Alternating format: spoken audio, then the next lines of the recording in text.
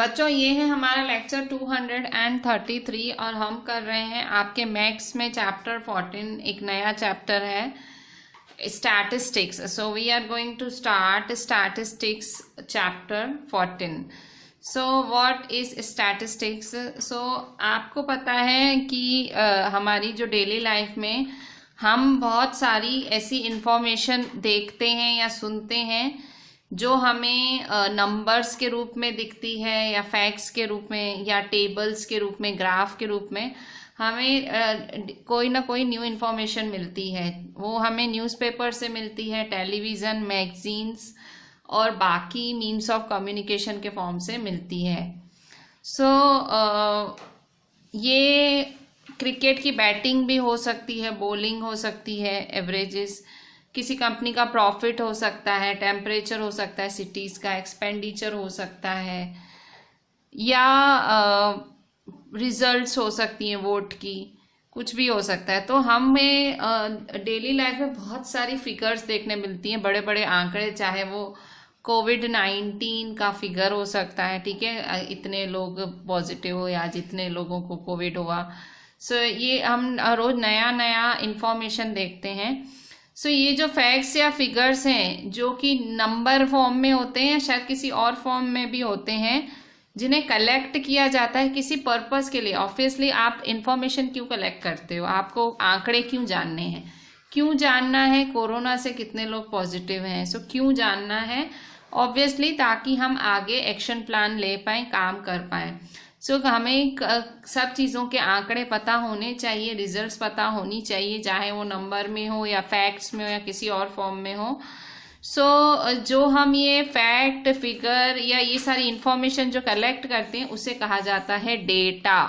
So the first definition of this chapter, this is not a theory chapter, ये सारा chapter sums वाला ही है, but you have to write few things in your notebook. So just write the heading statistics chapter 14 and write the first definition of this chapter. The facts or figures which are numerical or otherwise collected with a definite purpose are called data. So data क्या है? facts या figures हैं जो कि numerical हैं और वो एक डेफिनेट पर्पस की वजह से कलेक्ट करे जाते हैं, उन्हें कहा जाता है data. Just mark this definition and right it. So data word आपके लिए नया नहीं है, बिकॉज आपने आपकी जो प्रीवियस क्लासेस हैं आपने डेटा हैंडलिंग चैप्टर ऑलरेडी करा हुआ है। सो हमारी जो दुनिया है वो और भी ज़्यादा इंफॉर्मेशन ओरिएंटेड होती जा रही है, ज़्यादा से ज़्यादा इंफॉर्मेशन हमें हर फील्ड की मिलती है। हमारी लाइफ का हर पार्ट डेटा यूटिलाइज करता है किसी ना किसी फॉर्म में। सो इसीलिए ये हमारे लिए बहुत ज़्यादा ज़रूरी हो जाता है कि किस तरह से हम ज़रूरी इंफॉर्मेशन निकालें इस डेटा में से। इंफॉर्मेशन तो बहुत सारी है, बट इम्पॉर्टेंट या मीनिंगफुल इंफॉर्मेशन एक्सट्रैक्ट करनी है हमें इस डेटा से। सो स्टैटिस्टिक्स क्या है? यहाँ आई हमारी स्टैटिस्टिक्स की definition. This extraction of meaningful information is studied in a branch of mathematics called statistics. Yes, statistics mathematics की एक ब्रांच है, ठीक है। जैसे एलजेब्रा है, जैसे अरिथमेटिक है, जैसे ज्योमेट्री है, वैसे ही statistics is a complete separate branch of mathematics. So statistics है क्या exactly? It is a branch of mathematics. किससे डील करती है? मीनिंगफुल इंफॉर्मेशन से, ठीक है। मीनिंगफुल इंफॉर्मेशन, ऐसे नहीं कि भाई तुम्हारे सर पे बाल कितने हैं, वो नहीं, मीनिंगफुल इंफॉर्मेशन से डील करता है स्टैटिस्टिक्स। सो ये जो वर्ड है स्टैटिस्टिक्स, ये लैटिन वर्ड स्टेटस से आया, मतलब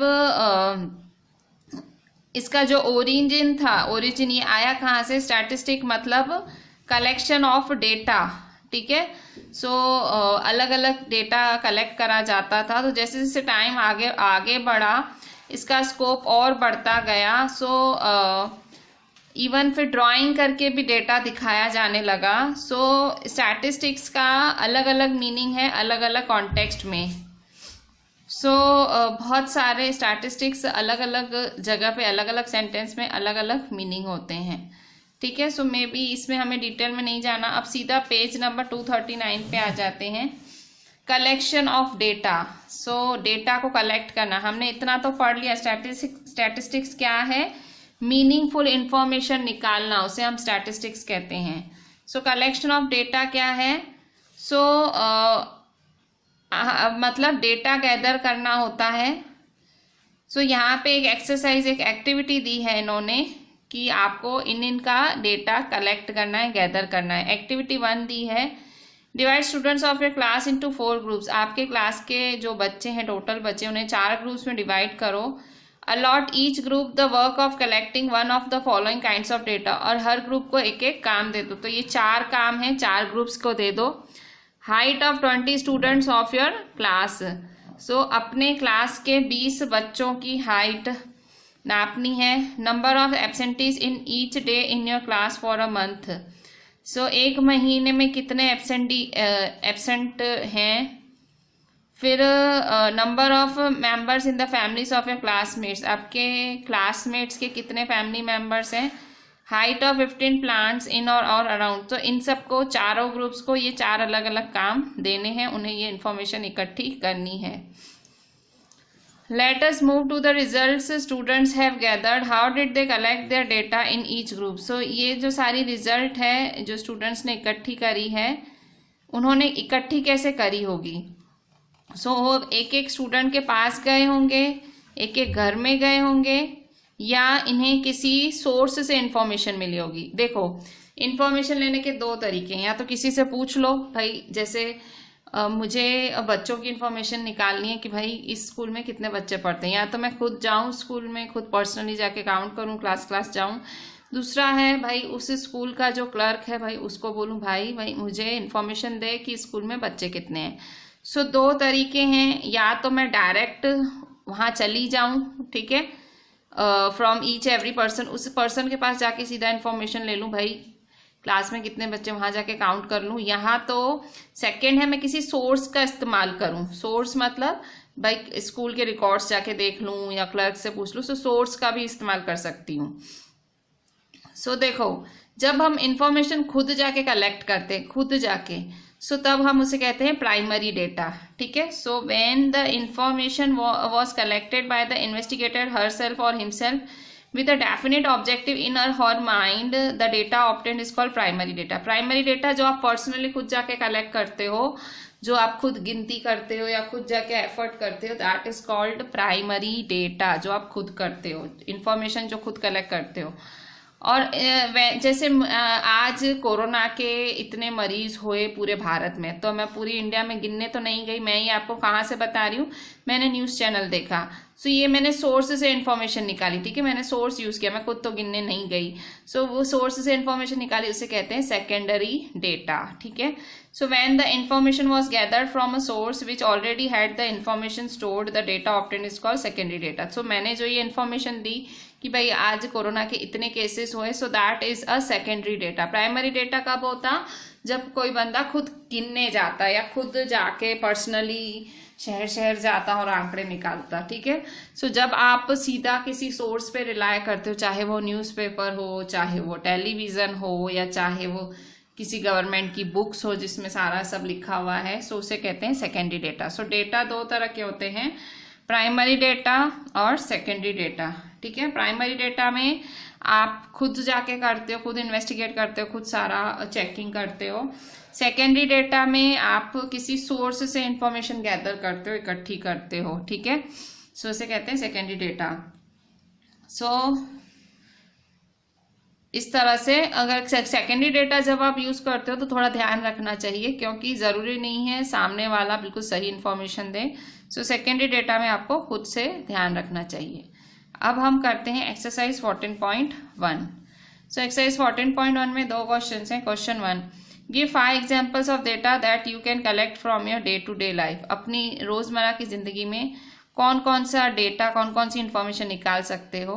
question 2, classify the data in question 1 above as primary और सेकेंडरी डेटा। सो ये जो आपने 5 इंफॉर्मेशन है लिखी, 5 डेटास लिखे आपकी डे टू डे लाइफ के, 5 एग्जाम्पल को प्राइमरी और सेकेंडरी में क्लासीफाई करो। सो ये 2 क्वेश्चन है, question 1, question 2। So question 1, give 5 examples of data that you can collect from your day to day life. आप कुछ भी एग्जाम्पल्स लिख सकते हो, तो 5 यहाँ पे इंफॉर्मेशन है। So solution following are 5 examples which are related to day life. So first है number of girl students in our class. ठीक है, आपके स्कूल क्लास में कितनी लड़कियां हैं वो भी एक डेटा हुआ। Number of computer sets in our computer lab, आपके स्कूल में कंप्यूटर लैब में कितने कंप्यूटर सेट्स हैं वो भी डेटा हुआ। Telephone bills of our house for last 2 years, पिछले 2 सालों के टेलीफोन बिल्स आपके घर के।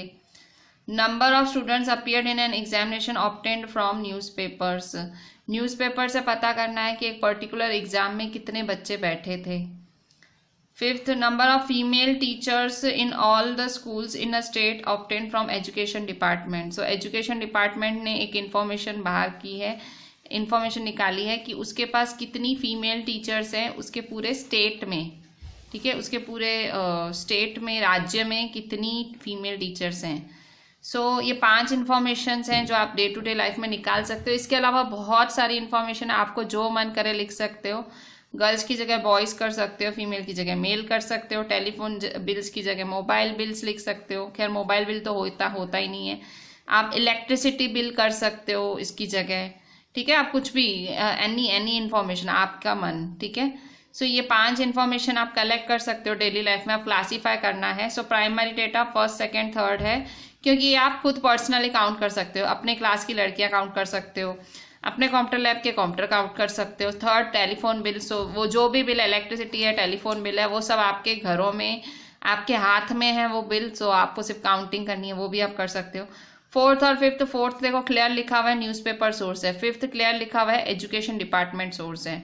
सो 4th और 5th है सेकेंडरी डेटा और प्राइमरी डेटा है first, second, third. So first, second, third information primary data में, 4th, 5th आई सेकेंडरी डेटा में। सो दिस वॉज अवर एक्सरसाइज 14.1। ये आपको लिखनी है आपकी नोटबुक में। बच्चों अब पेज 240 आपकी एनसीईआरटी में देख लेते हैं, प्रेजेंटेशन ऑफ डेटा। सो अब देखो, आपने इंफॉर्मेशन तो निकाल लिया, आपने डेटा कलेक्ट कर लिया। अब जो इन्वेस्टिगेटर है वो उसको क्या करना है, उसको उस डेटा को प्रेजेंट करना है, सामने वाले को दिखाना भी तो है। इंफॉर्मेशन आपने कलेक्ट कर ली, आपने रफली आपकी नोटबुक में लिख ली। अब आपको एक ऐसा तरीका निकालना है जिससे आपकी जो इंफॉर्मेशन है वो मीनिंगफुल लगे, अंडरस्टूड हो, इजीली अंडरस्टूड हो, और देखने में ही पता लग जाए कि इंफॉर्मेशन किस बारे में है। सो हम अगर आपको याद हो कि डेटा को कैसे प्रेजेंट करते थे, आप जो पिछले क्लासेस में डेटा हैंडलिंग पढ़ के आए हो, तो डेटा को प्रेजेंट कैसे करते थे, इंफॉर्मेशन को कैसे प्रेजेंट करते थे। सो यहाँ देखो एग्जाम्पल 1 दिया हुआ है, consider a marks obtained by 10 students in a mathematic test as given below. यहाँ पे 10 बच्चों की मैथ्स की मार्क्स लिखी हुई है। सो ये 10 बच्चे हैं, उनके मैथ्स की मार्क्स हैं 55, 36, 95, 73, मतलब 100 में से मार्क्स हैं, ये 10 बच्चों की हैं। ठीक है, so this data is in this form is called raw data. सो ये जो डेटा है, मतलब आपने क्या किया, सीधा इंफॉर्मेशन कलेक्ट कर ली, उसे कहते हैं रॉ डेटा। रॉ मतलब एकदम ताजी इंफॉर्मेशन, सीधी जैसी मिली ऐसी आपने सामने रख दी, रॉ डेटा। कुछ अरेंजमेंट नहीं, कुछ नहीं, बस आपको जैसे इंफॉर्मेशन मिली रख दी।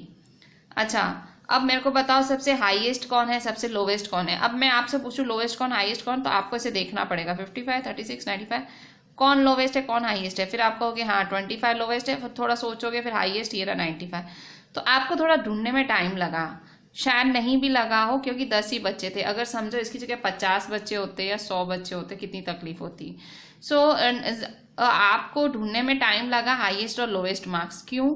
क्योंकि ये अरेंजमेंट नहीं था। अगर सपोज ये अरेंज होता, सपोज ये असेंडिंग या डिसेंडिंग ऑर्डर में अरेंज होता, तो आपके लिए ज़्यादा आसानी रहती। जैसे कि देखो यहाँ पे, यहाँ हमने इस डेटा को असेंडिंग ऑर्डर में अरेंज किया है। असेंडिंग मतलब जो छोटे से बड़ा, ठीक है, सबसे छोटा 25, फिर उससे बड़ा 36, फिर उससे बड़ा 42, फिर उससे बड़ा 55, ऐसे कर करके आपने सारा डेटा अरेंज करा है। ठीक है, सो आपने सारा डेटा अरेंज किया है एंड अरेंज करके आपने जो है असेंडिंग ऑर्डर में लिखा है। ठीक है, सो सबसे लोवेस्ट डेटा कौन सा है, 25। हाईएस्ट डेटा क्या है, 95।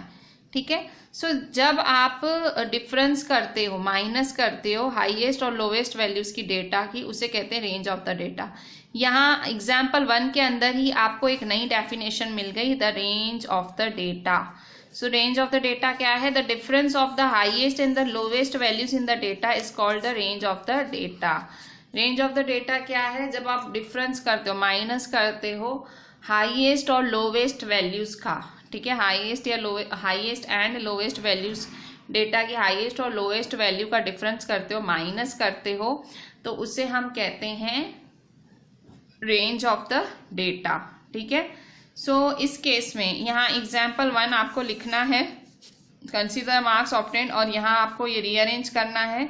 सो जब आप रीअरेंजमेंट करोगे, सो ये रहा रीअरेंजमेंट, हाईएस्ट लोएस्ट, तो रेंज मिल गई, ठीक है। सो हमने इस तरह से ये आपकी रेंज मिली। सो रेंज क्या है? Range is equal to 95।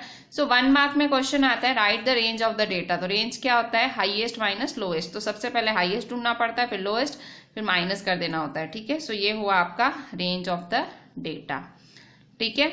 So this was the example 1। So आज हमने we just started this chapter, हमने सिर्फ स्टार्टिंग ही करी है, एंड हम further we will practise more of this type of sums. आपको इस चैप्टर के लिए पेंसिल, स्केल, इरेजर लेके बैठना पड़ेगा, आपको बॉक्स बनाने की प्रैक्टिस करनी पड़ेगी। So we will continue further this chapter tomorrow in the next lecture. So just हमने जो भी डिस्कस किया, जो भी हमने डेफिनेशंस डिस्कस की, write it in your notebook. हमने एक्सरसाइज डिस्कस की, write it in your notebook, and then write example 1, and then एक और डेफिनेशन डिस्कस की in your notebook. So with this I am ending my today's lecture. Do each and everything properly and WhatsApp me. Thank you.